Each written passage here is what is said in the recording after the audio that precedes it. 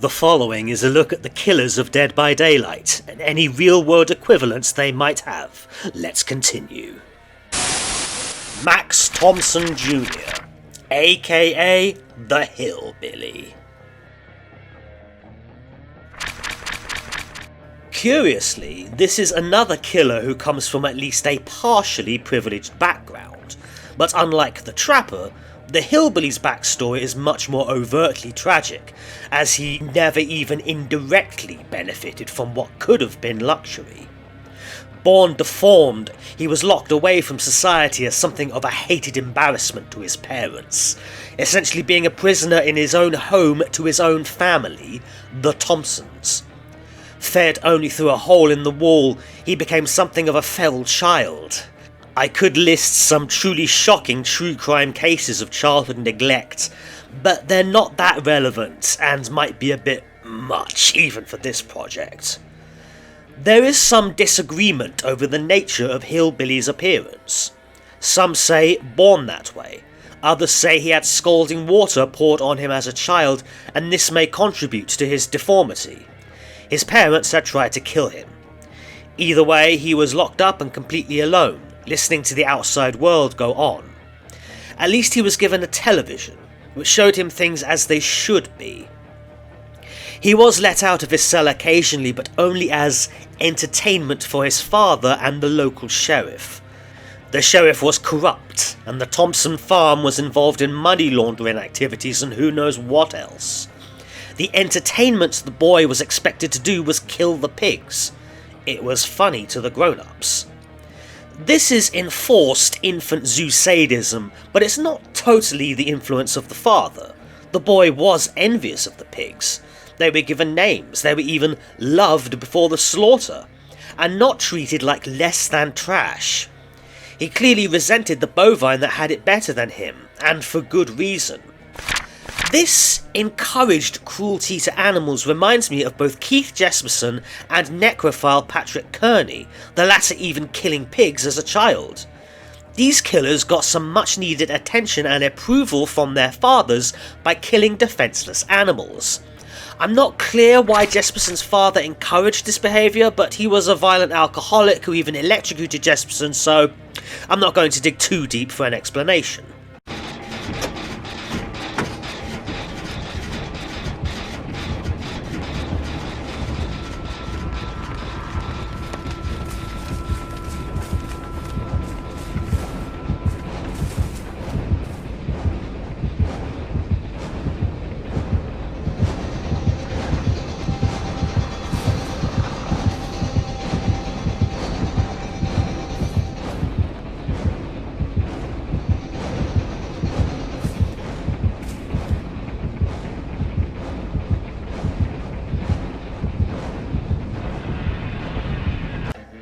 I think a more obvious comparison would be from Robert Picton, the Canadian pig farmer who was convicted for 6 second-degree murders, something the courts, but could well have killed 50 women. The lax attitude of Canadian law enforcement to murdered sex workers might mirror the corruption we see in the story, but Picton is more like the father character. And Picton's early life wasn't great, but it in no way compares to the man named boy. The wider trauma history of the Hillbilly doesn't compare to anything in the project. It's another extreme trauma history that feels like something a victim goes through, rather than a perpetrator. But there is one case from the project that has more echoes than just the animal butchering. Edmund Kemper was locked in the basement as a teenager. His mother was convinced he tried to rape his sisters, so he was kept down there while everyone else lived atop. He wasn't permanently locked down there, and he was physically normal, if very tall, but that confinement took its toll. Resentment and rage built, and Kemper would kill his paternal grandparents with a rifle when he was 15. A few years later, after being released, Kemper stepped up to serial murder, and eventually killed his abusive mother. Again, I'm not saying the Hillbilly is similar to the co-ed killer. I also seriously doubt the writers were even influenced by this true crime case. It's a common trope for the wrongly imprisoned to get righteous revenge against their jailers, and Max Jr., as he's sometimes called, did get that. It was supposed to be another pig-killing spectacle. The hillbilly instead butchered his father as well as 3 of the sheriff's deputies in an intense frenzy. Apparently the deputies also wanted to watch the show and were as corrupt as their leader. In a moment of staggering shock, the boy ran and hunted down his mother and butchered her as well, ripping her eyes out in the process, demanding to know his true name. It's a gory one. The sheriff is in hot pursuit, and there's something of a Rambo moment in the nearby woods. More deputies and attack dogs were killed, and eventually the sheriff was thrown to the pigs.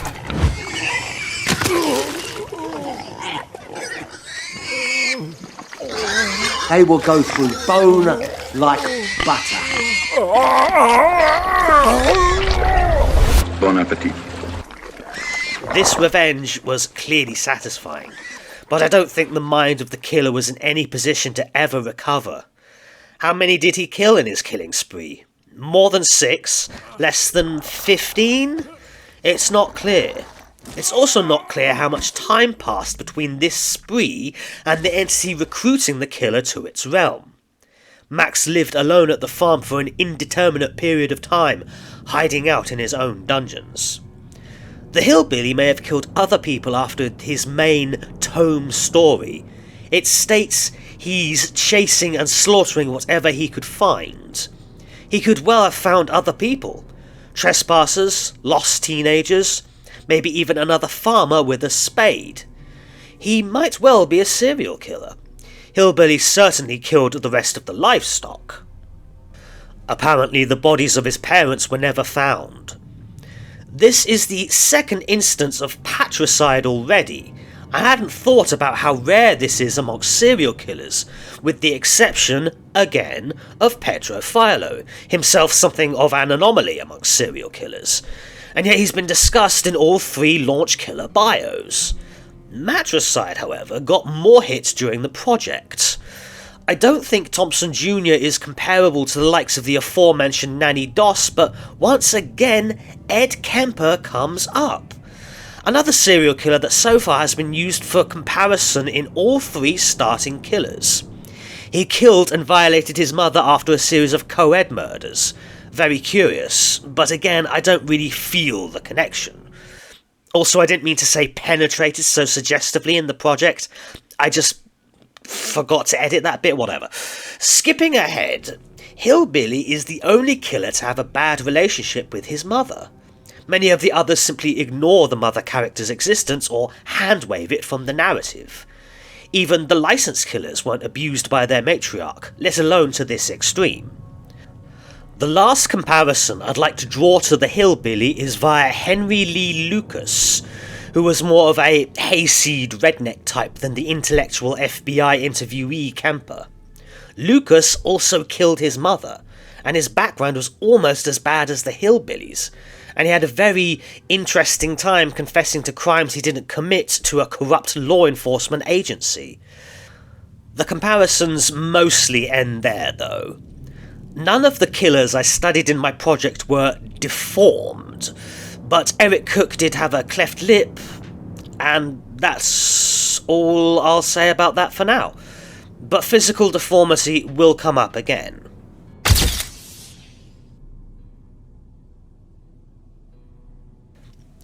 We went through the entire story without once mentioning the iconic weapon of the hillbilly, a chainsaw. Couldn't the sheriff have been cut up with it or something? Or it could have been a symbol of his father's power and brutality.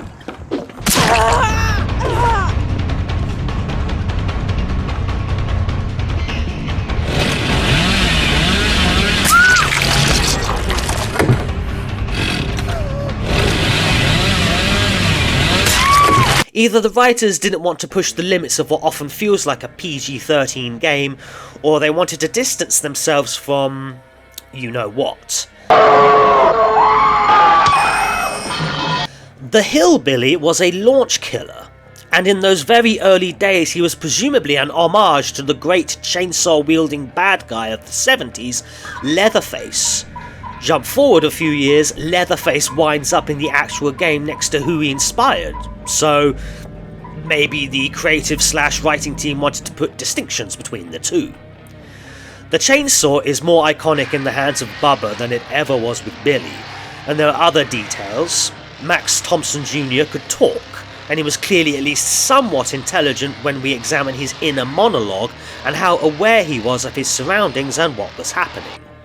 The flavour text on Tinkerer also suggests this, but I'm reluctant to bring in tiny details like that. Bubba, however,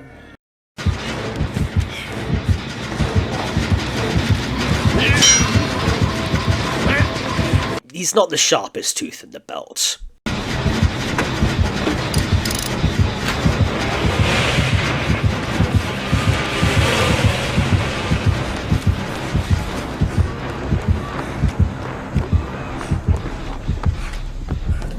Also, there's no reference of Hillbilly being a cannibal. Quick aside, I never liked Bubba's DBD name being The Cannibal. Why not The Butcher? I don't know. I do know Bubba getting copy-pastes of the add-ons, which often didn't even work, was beyond cheap. Still, we now have 2 chainsaw-wielding murderous hillbillies in the fog. Nice. I was going to do a whole section on how most billies I go against have apparently never heard of M1. As far as I'm concerned, hillbilly players have got to be the greediest type of killer there is, and they pay a heavy price for it.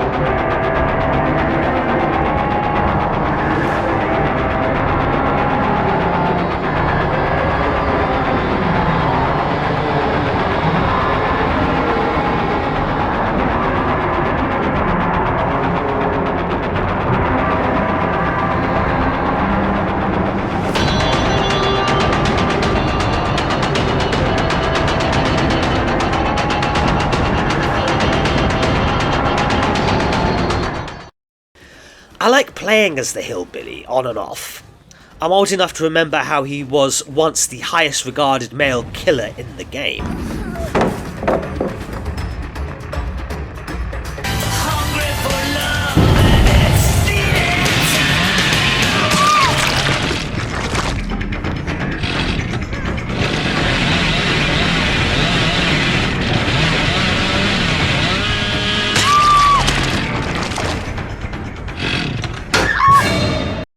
But then the big nerf happened, and he almost always found himself in the below average tiers.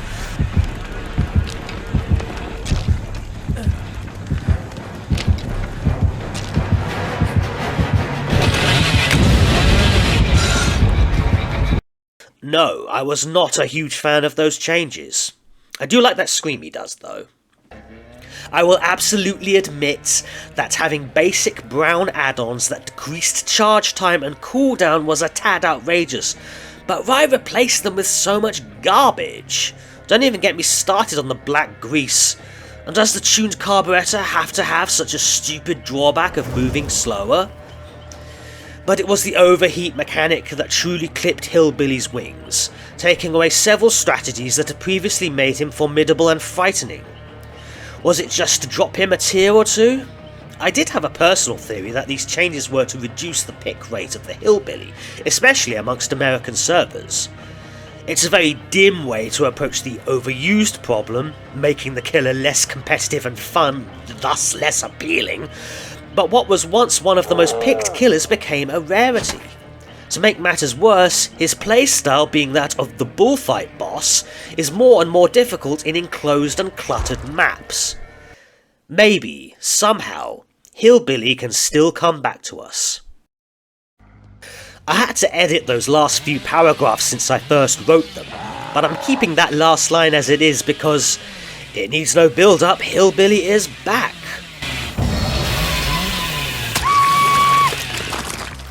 Overheat is not only gone, but good, and the speed is even faster than it was before. I'm a little worried they may have overcompensated, but it's great to have this oppressive killer back on the roster. It's just too bad that Sadako had to take a hit this time. Maybe, somehow, Sadako can still come back to us. I'm not even joking, the developers went back on some of the changes while I was writing this. I was very unhappy about the Onryo nerfs. She's one of my favourites, both as and against, but never mind.